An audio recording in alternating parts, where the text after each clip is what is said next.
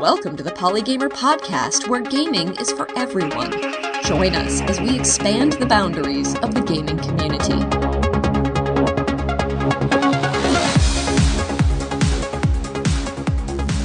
Hello and welcome to Polygamer episode number 43 for May 11th, 2016. I'm your host, Ken Gagney.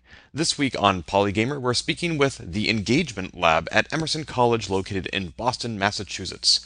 They are an applied research lab for reimagining civic engagement in a digital culture.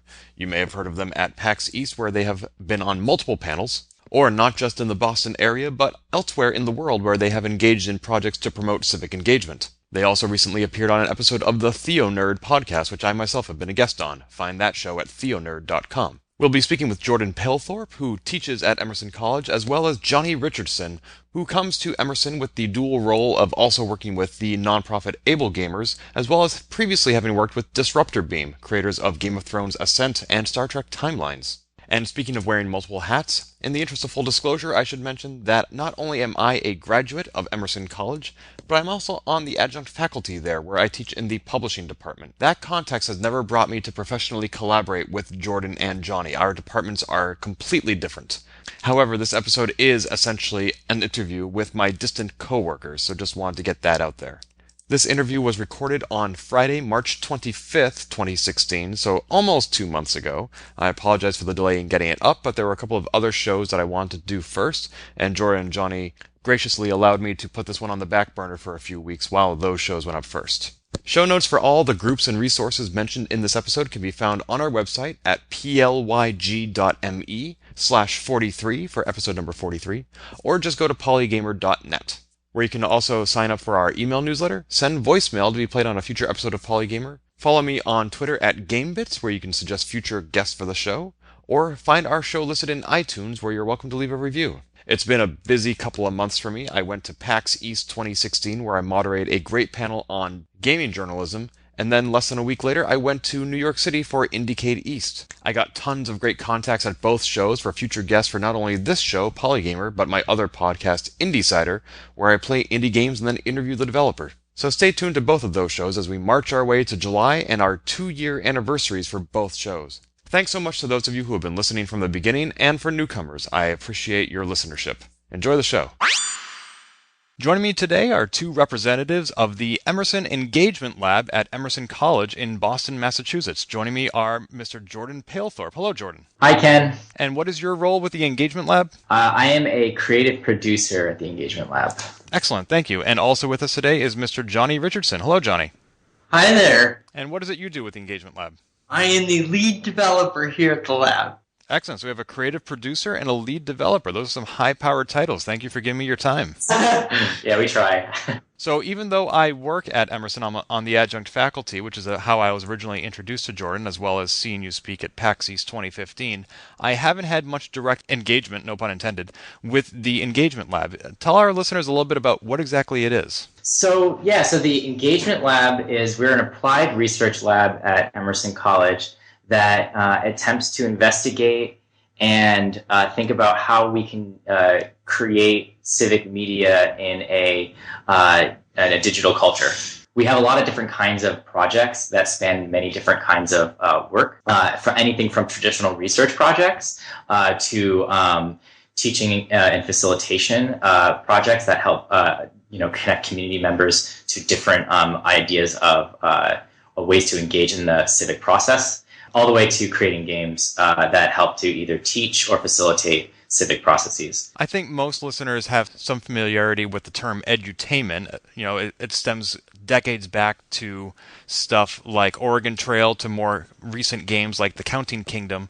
That's not exactly what you're talking about. You're talking more about civic engagement. So what is the distinction between games as an educational tool versus games as a civic engagement tool?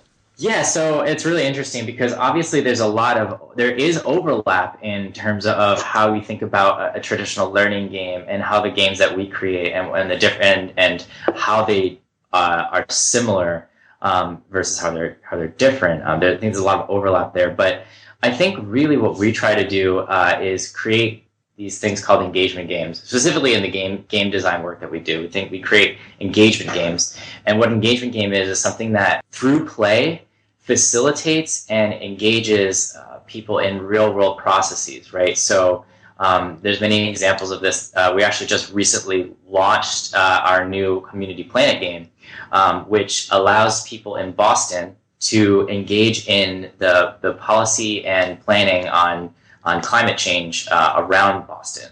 And so through playing, you're actually engaging in that political process. So it's not just about learning a certain topic or learning a certain, trade or anything like that. It's actually through play. You're literally participating in something that's bigger than the game. Usually when I think about civic engagement, my vocabulary in that world is very limited. I think about getting people to get out and vote, especially during this election year, or getting to donate blood. But it sounds like you're discussing much larger issues than that. For us, it's not about, necessarily just getting out to vote or, engaging in kind of the more traditional aspects of the process of politics that you would imagine. I think it's really about exploring kind of more larger aspects of life that have a larger scope than that. So if you imagine taking the topic of climate change, you can imagine how complex that is. So what really we're trying to do as a lab is engage people in things that they may not think about as often, because it's just not covered as much in media and it's not discussed as much on a daily basis. Mm-hmm.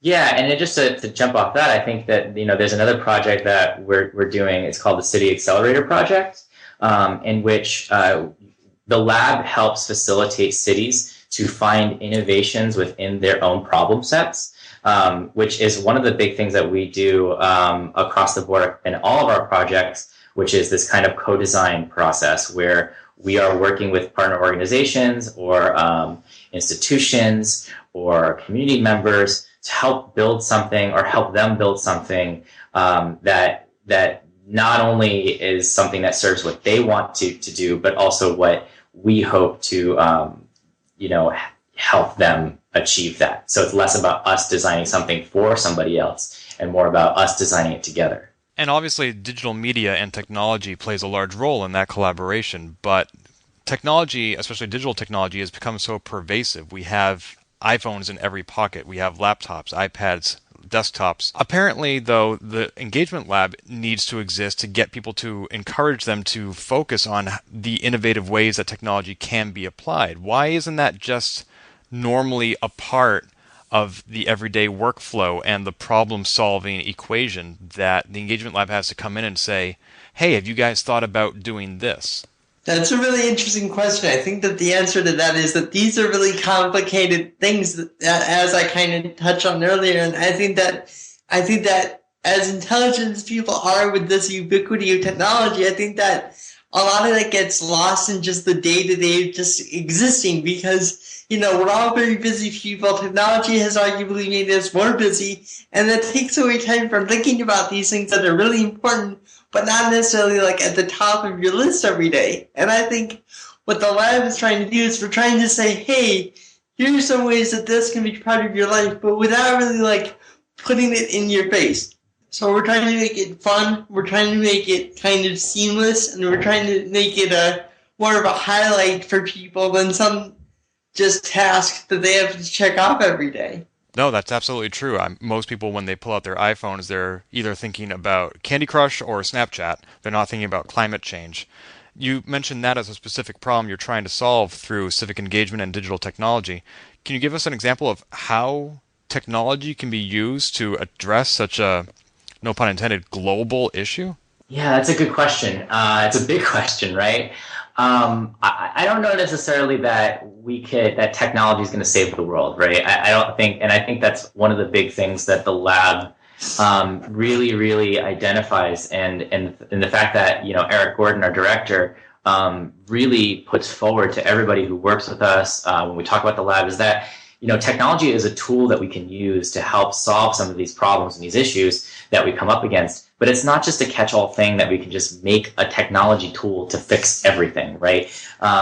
Which is why the lab has, we've kind of pivoted because originally, the lab started as Eric Gordon's way to do research around how games integrate into civic processes. From there, we've moved more towards a broader approach where how can we use all the tools available to us to make impact and progress in the specific issues or the specific problems that we want to address or work with partners. So I guess in a specific example, there is, we're doing a game called Hand Washing with the Nonce, and it's a game that it's a storybook-driven game that is played by children ages 8 to 12 in Ghana during their school curriculum. And it teaches them through a cultural narrative about how and why to wash your hands properly. And it's kind of funny because, to create a narrative around how to teach kids how to wash their hands, it doesn't sound super exciting, but we had to figure out how to make it exciting. And, a lot of that work came down to thinking about how children engage with each other in Ghana specifically, not just children in general. And it turned out to be a really interesting project because there's no real technology with it. It's more analog, but it's still effectively helping solve the problem, which is, again, just getting that knowledge out about how to hand wash and why to hand wash.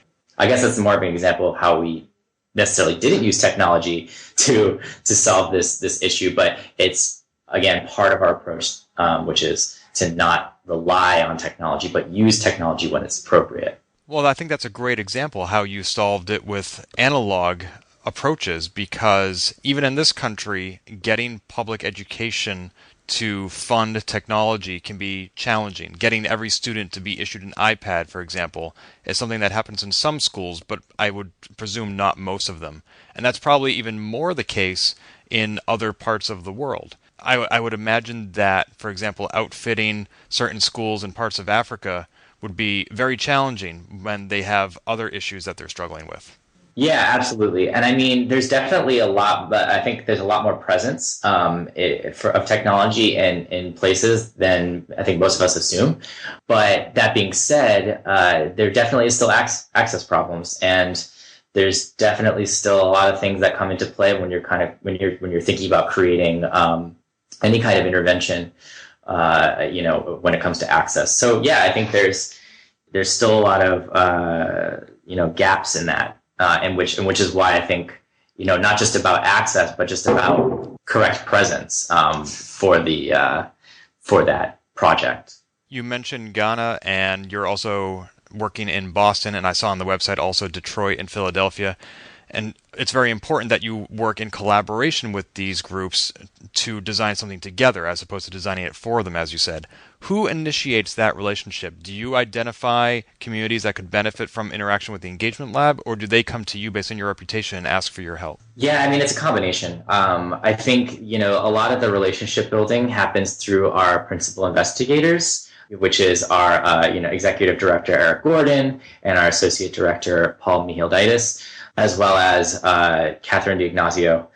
And so I think a lot of that relationship building happens on that end with them, whether it's them talking to organizations, them having ideas for their own projects that organizations might partner with, to responding to RFPs. I mean, it's just a very large combination. But regardless of how we get projects, I think what's most important is what projects we're working on and what projects we take on, because we care about that kind of stuff. We don't want to just do anything, because we have a very specific idea of what engages and helps with the work that we're doing.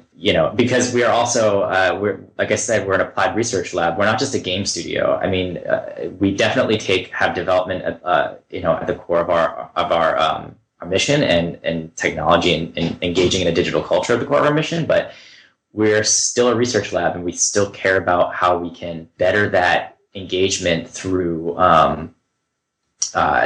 the more traditional ways we think about research, and the more traditional ways we think about implementation of design and projects. So what are the criteria you use by which to evaluate potential collaborations? You've mentioned hand washing and global warming, which one exists on a very small scale, the other is a very big scale. So what is the criteria that ties that together?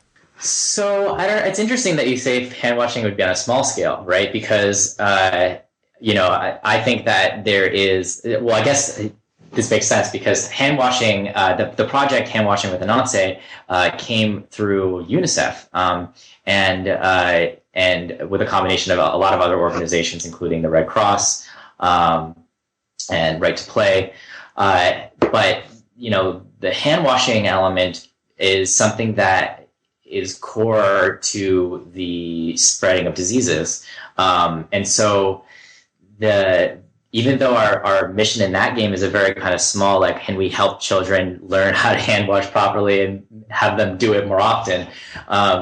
It seems like a very small thing, but it actually links to these much greater elements of global health. Yeah, it definitely just depends. The way we take projects, again, it just depends on, the principal investigator, whether they find a unique element or feel that it's important for our work or important for the lab or something that can make a difference. But it's very, very specific depending on the project. Obviously, there are also logistical concerns with it too, whether we take projects on or not. We would like to do every project that we feel would be amazing, but unfortunately, we do live in a world where money exists. So. And how many people work in the engagement lab? It's between 15 and 20 right now. We have some contractors, but we have a core team. We have a couple developers. We have an art team. We have a producer, project management team, and then we also have a lot of space for students at Emerson, which is one of the bigger missions that we have, which is engaging students in this kind of work and giving them opportunities to understand and learn about this work. You mentioned several of the international and global relationships that you collaborate in as part of the engagement lab. You also have domestic relationships. I presume the international relationships have some not only unique challenges, again, as we mentioned, but also some unique benefits to an exchange of culture, ideas, and perspectives. Can you tell us a little bit more about the benefits of those international relationships? Yeah, absolutely. I think one of the bigger projects that I've been working on for the past couple of years is a collaboration between us and UNDP Egypt, specifically in Cairo. And we've been working with them to host a series of workshops and around game design and specifically game design for social change. It's just been really fascinating to work with them because it's not just working with an organization, but it's working with people who are making these games to make a difference in their culture and in their environment. So you get that feedback through what's happening there and what's important there and how people are trying to help address things there. For example, there's a game changer fellow, which is one of the things we call our new program, the Game Changer Fellowship, this year, and his name is Atef, and he's making this really amazing game about helping kids learn how to communicate with each other through sign language, right? And so through him doing this game and through him coming to our workshop and being a fellow, I've learned that in Egypt, it's ostracized for kids who are deaf, who use sign language, are usually very ostracized in their public schooling situations. And it's just really fascinating to learn a little bit more about that. But more importantly, I think, is to see somebody who is, seeing a problem and saying, oh, I actually want to try to solve this through making a game. And hey, if I can teach some kids how to communicate with each other, or at least create a less stigmatized environment for these kids, then I've succeeded. And so I think through building our relationships and through our projects, we do learn in a very kind of natural way about different elements that are happening in the international community, not just from, on a larger, broader scale, but sometimes from a very personal scale, which I think is also really important. You mentioned the UNDP. That's the United Nations Development Program? Correct. Okay. And obviously they have a presence in Egypt. I can understand how, for example, the city of Boston or the state of Massachusetts might approach the engagement lab. How does a relationship between a college in Boston and a United Nations program in Egypt develop? Yeah, I think it goes back to our the other comment about how we develop all of our relationships, which is through our principal investigators. I'm actually not 100% sure how the actual relationship established to begin with, but I know that the first way that we actually approached and worked with them was through traveling to Cairo and putting on a 3-day game design for social change workshop where, hundreds of Egyptians came to this trying to learn about how games can be used in this kind of space. A lot of the relationships we build are through just finding mutual understanding of how we feel about the topics at hand and how we can work together to make a difference. Wow, I had no idea that you had this 3-day workshop in Cairo. That's really impressive. Yeah, it was really, a lot of our work, especially with that program, has been a back and forth, which is really interesting because we did the first workshop in Cairo, and then we had fellows come to Boston and do a week-long workshop, and then we went back again in the following August to do another inception workshop where we invited the public to participate in this workshop, and then again we brought another 5 fellows back. And the goal for that project specifically is to train those fellows in how they not only create games, but also become experts in teaching game design so that it can be something that perpetuates naturally in their own communities and not us coming in as an outsider being like, oh yeah, we teach you game design and you can only do it with us. We want to empower people to take initiative and become experts through giving them the knowledge that we have. This might be a tangent, but are you familiar with the program Seed Global Health by Vanessa Carey? I'm actually not, no. It's founded by John Kerry's daughter, who is herself a doctor, and her philosophy is that rather than sending doctors to Africa, which is a short-term solution, they send doctors to Africa to train doctors so that when they leave, there is still a presence left behind. And that sounds very similar to what you're doing. Yep. Yeah, absolutely. I mean, we call it the train the trainers, right? That's kind of what we try to do in a lot of our work, not just the Egypt program. But yeah, it's about creating sustainability, right? Like, there's nothing better than being able to empower people to do the work that they want to do. And so by us coming in as an outsider and by doing things, even something as somewhat simple as teaching game design, we want to be able to teach other people how to teach game design, again, so it could create that sustainability model, which is really important to our work. And if I recall, the collaboration with Egypt's UNDP culminated in an exhibit right at Emerson College, which I attended, I think, last spring. Mm-hmm. Yeah, yep. So when, we had a event where the fellows would actually show off their games to the public, and so that's the event I think you're talking about. And yeah, it went really well. And I think what's really cool about that is they actually get to engage with people with their work directly one-on-one, rather than having us kind of be a facilitator for that. And I think that direct connection to people is the most important. Now, obviously, there is some development that occurs not only in Egypt, but also at the Engagement Lab, and one of the developers you have is on this call, Johnny. Can you tell me a little bit about what sort of development occurs at the Engagement Lab and what sort of resources you have available to devote to those projects? You're creating these games and these tools with these other organizations, but if I walked in there, would it be very much like an indie studio that I would find throughout Boston? Yes and no. So my background is in startups. So I worked in technology and game startups for a number of years, and I can tell you that the Engagement Lab, from a development standpoint, definitely kind of matches that of a tech startup in many ways. But we're also different in the sense that we're entirely grant funded and we're project based. So as where an indie studio or a startup might have one major product, 2 major projects that they work on, we have dozens of different things all at once. So really what our job as developers here is we have a lot of different technologies that we use. A lot of them are based on the type of goal that we're trying to achieve.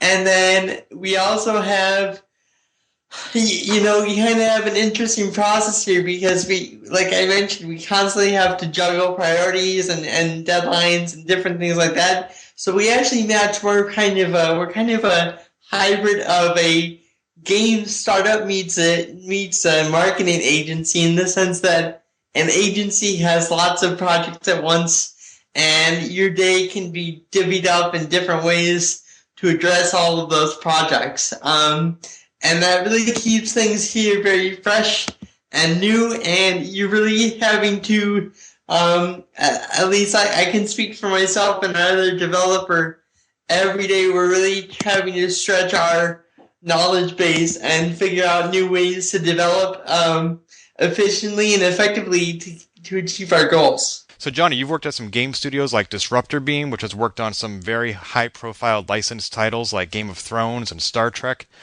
That is a very different end goal, I imagine, from what you're working on now, and Game of Thrones being a social game that exists mobile and Facebook, that again might also be different. What are some of the similarities between like what people might traditionally think of as a game that you've worked on and what's happening at the Engagement Lab? So I think that I can tell you from a technology standpoint, there's a lot in common, because really when you look at building a large game like Game of Thrones Ascent, although that game was much, much bigger than anything that we really have the capacity to work on here at the lab, the processes and the techniques and the development best practices are very much one and the same. And that's because despite the fact that we have a different goal in mind, I want the products that we create to be of the highest caliber that they can possibly be, which is very much the same at a company like Disruptor Beam. Qualitatively, I want to produce things that not only the lab is proud of, but our partners and, the organizations that we work with are proud of as well. So on that aspect, things are very much the same. However, you're definitely right that, the goal is different, which is that we're not trying to be a giant profitable game company. We have a goal of civic engagement. So always in the back of my head, I'm thinking to myself, if I have this goal in mind, what could I be doing better, even on the level of, writing my code, or when I'm building code for somebody else, I'm always thinking to myself, what could I be doing better when somebody else downloads this code? Because all of our stuff, for the most part, is open source. I always think to myself, how can I empower other developers to use this code in ways that would be effective for them as well? That's really interesting. And you don't put any restrictions on how that code could be used? For the most part, no. We do have a few projects that are, considered proprietary just because of the type of goal that we're achieving, or who, the type of organization that we work with. But for the most part, you can go to our GitHub page and look at all of our work, use any of the code that you want, run the application on your own servers, except things like that. And yeah, we don't put any restrictions on that. And that's really been a mission for me since being here for now about a year, is I've definitely tried to step up our game as far as documenting what we do here on the technology side and making it more attractive for developers to share our code.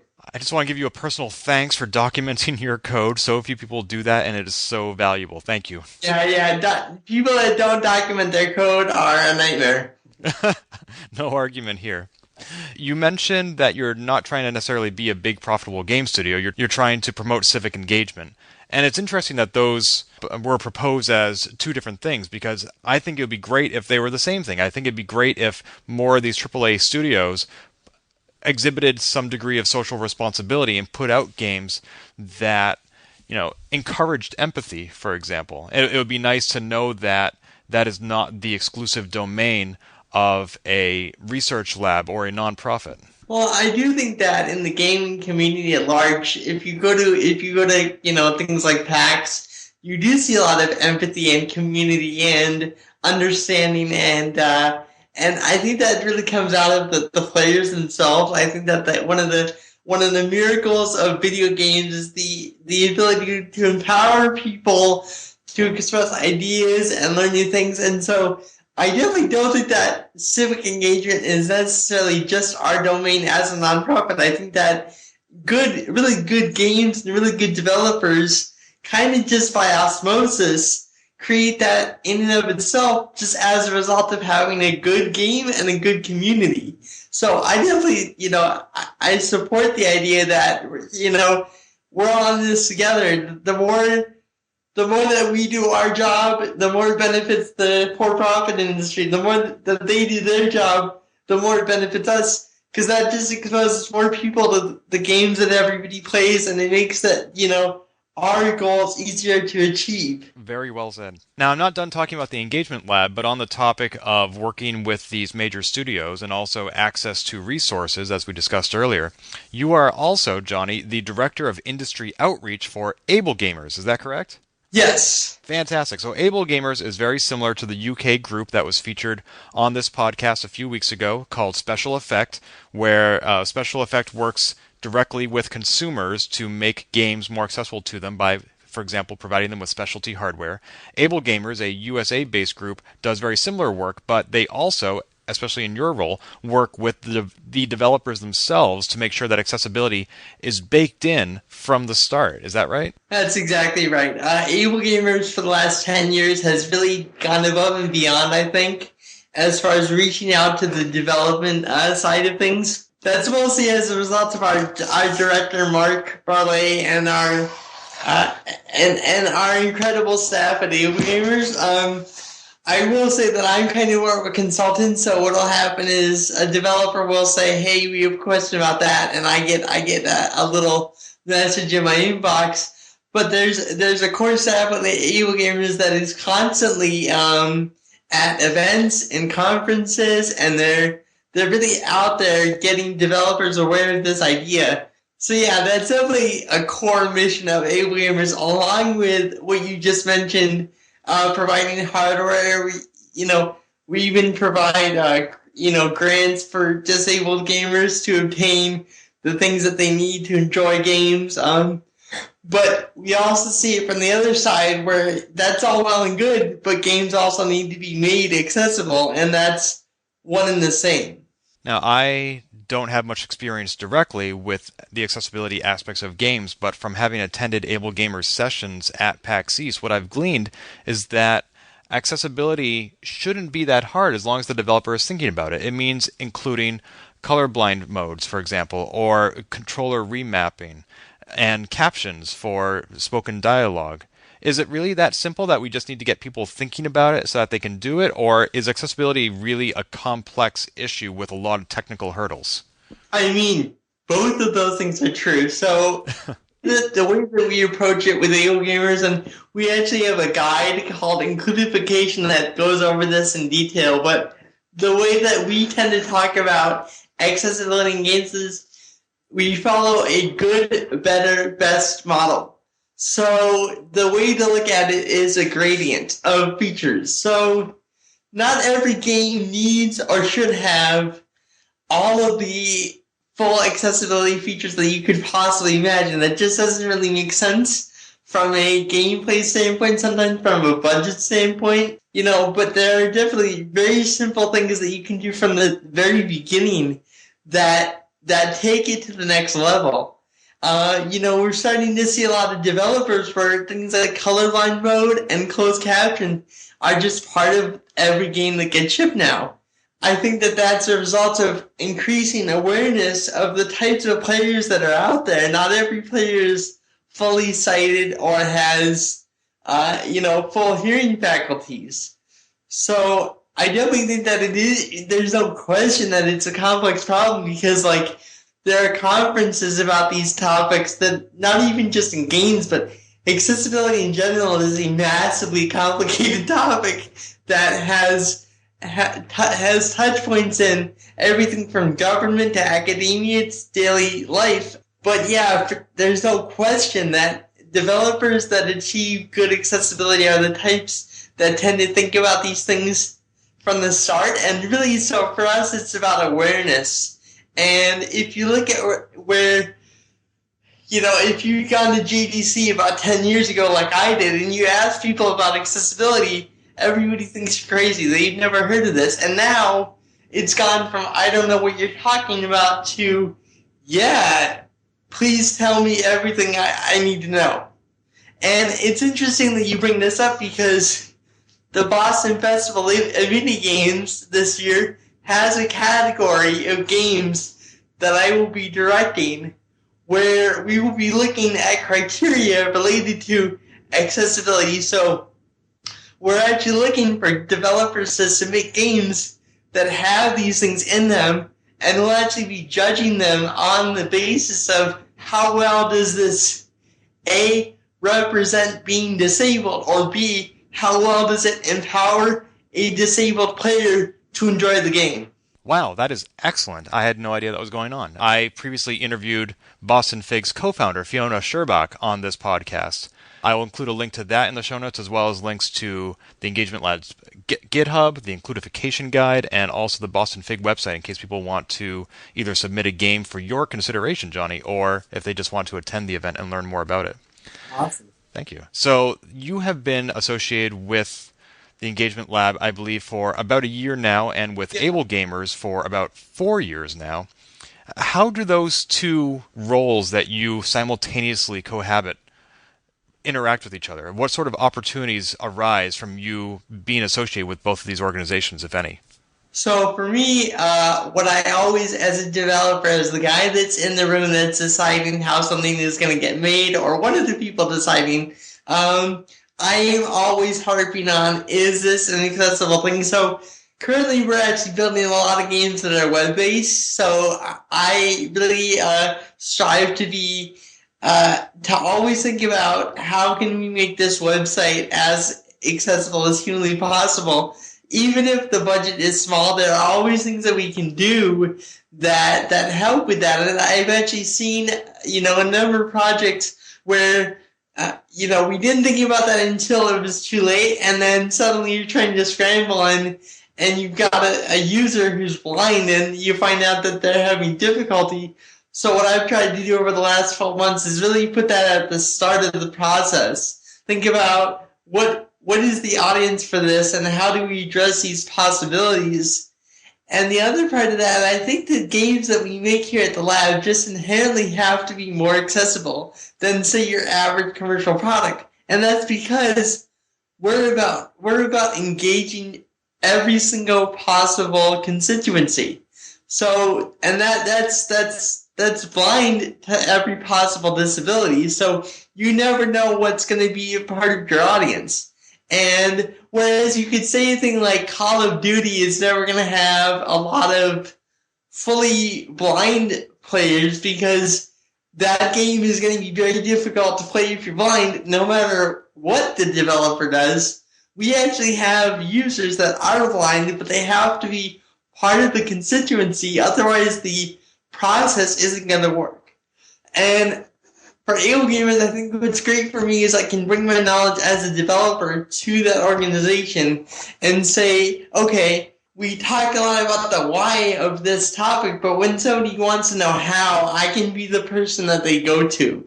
What's been great to see is that the staff at Able Gamers has learned so much about that actually a lot of that's been distilled through the whole organization. So I think that's a really important thing. Excellent. Very cool.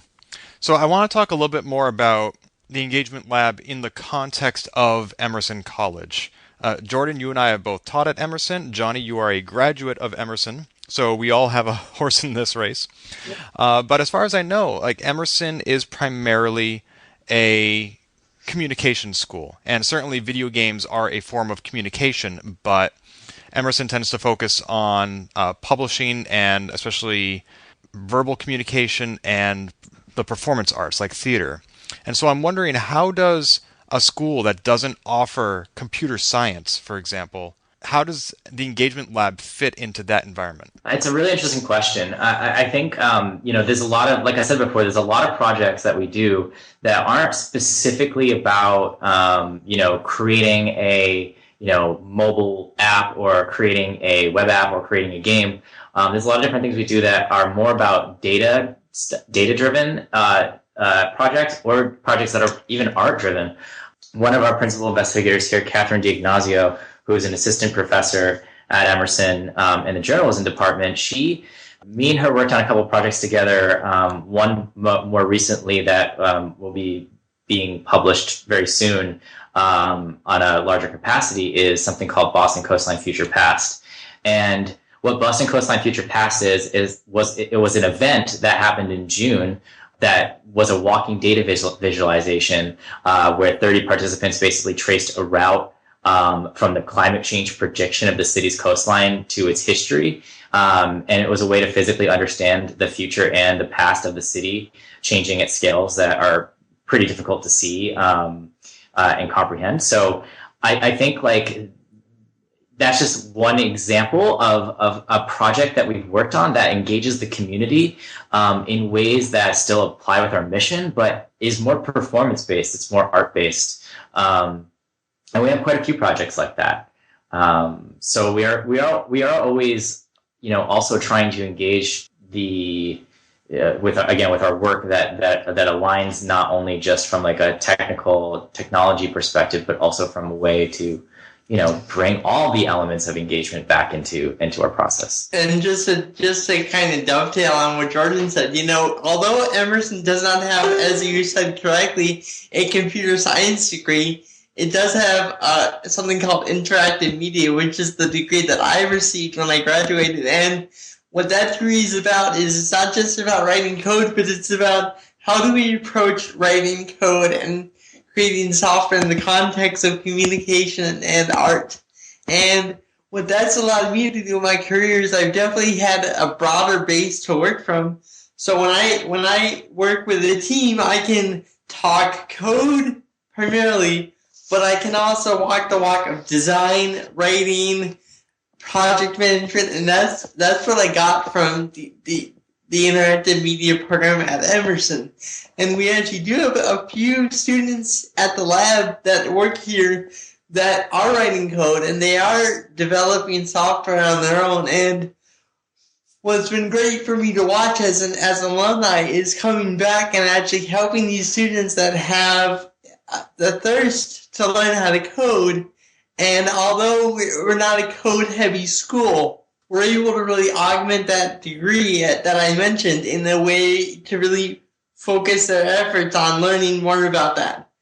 So we definitely have a diverse array of students that work here that have all manner of talents. And the lab enables really almost any possible talent to be part of the process. And I can't think of another department at the college that has that ability just because of how many different things we're doing here. Yeah, and I mean, just to say, well, another thing about that, like you mentioned, we both teach at Emerson, Ken, me and you, and one of the things that I did when I was teaching a research writing course was make the research writing course integrate with game design. And what that did is it opened up a student's perspective, especially a first-year student's perspective, that writing and research doesn't necessarily have to be about creating, the 7-page essay, right? It can be about partnering with an organization, such as the class I last taught, to create a game that engages people on a topic of interest or on a topic of social change by doing the research and by doing the implementation of that research, which is, why we consider our place applied research. And so I think all these things are linked together in terms of our approach to, not only civic engagement and partnerships with larger organizations and the national and the international community, but also, empowering our students here to see that there's the ability to create this kind of thing and to work in this kind of space, even if you're not necessarily the prototypical person that you would consider would be. And so, as Johnny said, we really empower people from all different kinds of specialties and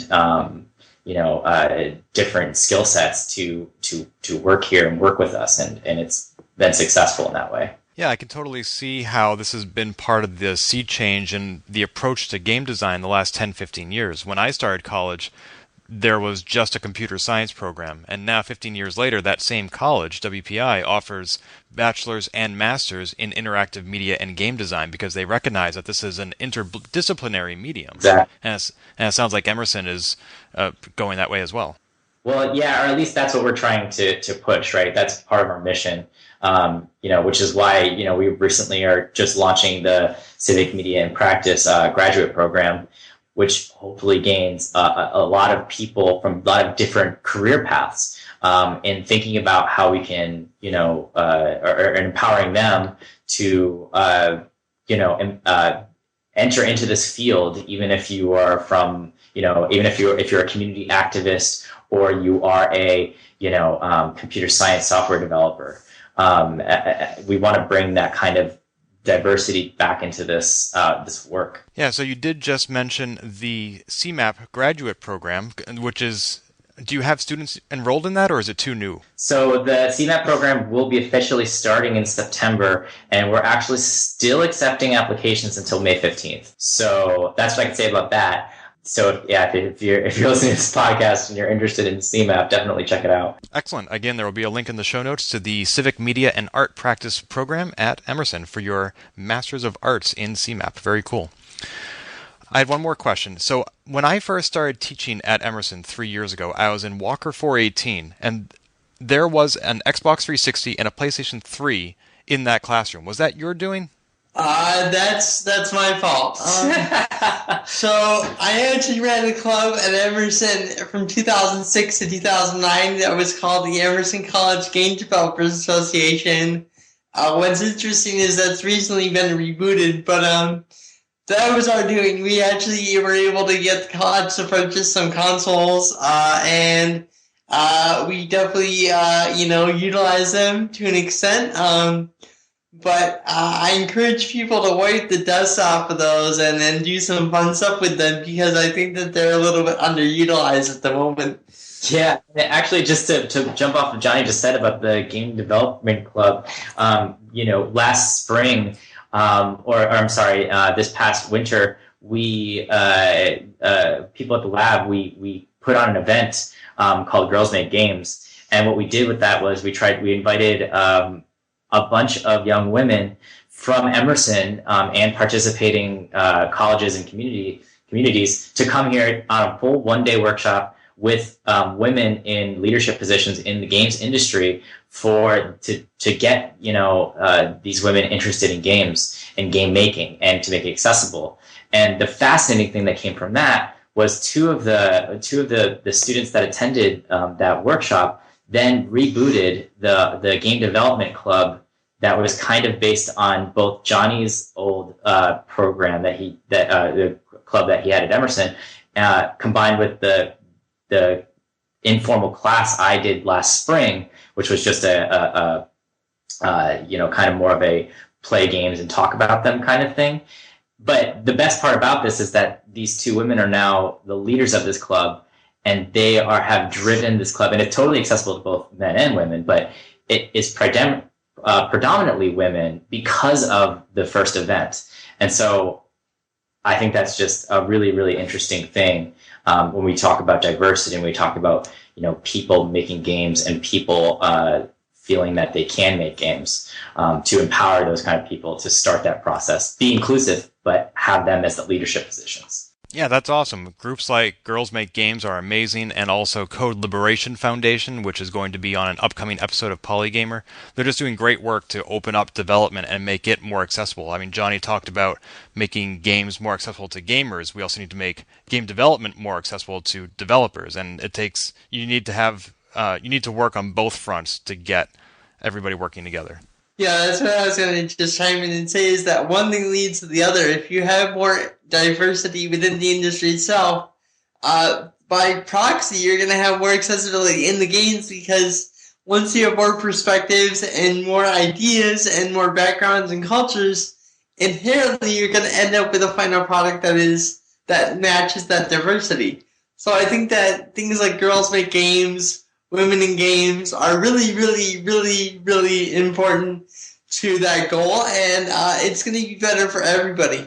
Excellent, and I appreciate the work that the Engagement Lab and Able Gamers are doing towards that end. I think what's just really important is to understand that, as we spoke up about this, that everybody's kind of in this together, and that to find solutions to problems that exist in our communities, our national communities, our international communities. The only way to do that is to work together and to figure out ways to, work through those boundaries that are created. And so I think that, a lot of this work that we do would not be possible without the people that we work with and the people that participate with us. So I just think that's really important to mention, not only for us, but to anybody who's interested in this kind of work. It is true. It does take a village. It's a village. So remind our listeners where we can find the Engagement Lab online. You can find us at elab.emerson.edu. And if anybody wants to follow either of you specifically, such as on Twitter or on your websites, can they do that? Absolutely. You can find us, all of our contact information, actually in the people section on the eLab site.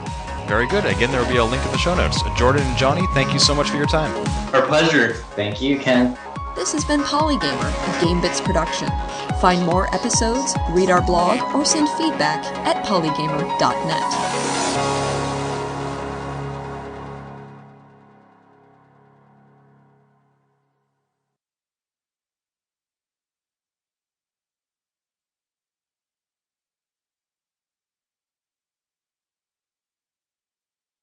Sorry, I kind of bumbled some of those questions in the beginning, but hopefully you can use some of that. Yeah, so I do all my editing in Audacity, and they have a smart filter, which makes us both sound wicked smart. Really? Oh, wow. Yeah, it's saved my bacon so many times. Oh, man. Yeah, just click the button, right? That's it. That's all it takes.